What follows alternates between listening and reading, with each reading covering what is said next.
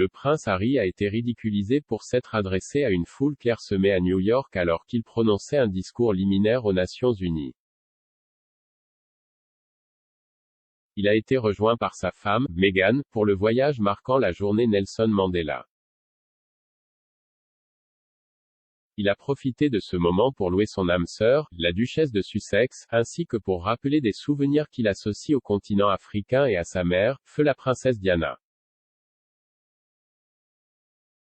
Mais au fur et à mesure que des images de son discours sont apparues, les utilisateurs des médias sociaux ont repris les sièges vides face au duc pendant qu'il parlait.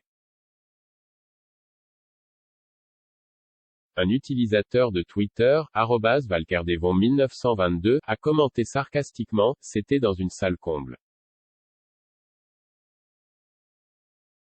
@LindaJoy54 a ajouté, le grand discours de l'ONU aujourd'hui a été un échec pour Harry. La chambre était presque vide. @TheWere15 a plaisanté, Harry s'adressant à une assemblée vide de l'ONU aujourd'hui. Le prince Harry a profité de son discours pour raconter au public ses souvenirs et son affection pour l'Afrique, qu'il associe à la fois à sa mère et à Meghan. Il a emmené la duchesse de Sussex, 40 ans, au Botswana au début de leur relation, mais le continent était aussi une source de consolation, pour le duc alors qu'il était jeune enfant alors qu'il était sous le choc de la perte de sa mère.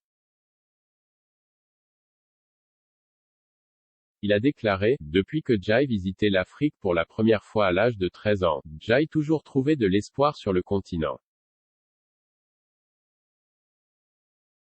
En fait, pendant la majeure partie de ma vie, cela a été ma bouée de sauvetage, un endroit où Jai trouvait la paix et la guérison à maintes reprises.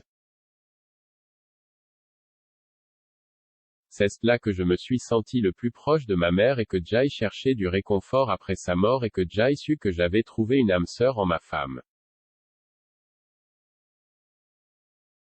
C'est pourquoi une grande partie de mon travail est basée là-bas. Peu de temps après que le duc et la duchesse de Sussex se soient mariés, le couple s'est rendu en Afrique du Sud avec leur fils, Archie. Ils ont également rencontré la veuve de Nelson Mandela, Dame Graça Machel, pendant le voyage. Le prince Harry a également profité de son temps sur scène pour condamner une agression mondiale contre la démocratie et la liberté. Il a dénoncé le recul des droits constitutionnels aux États-Unis, qui ferait référence à l'annulation par la Cour suprême de la décision Roe v.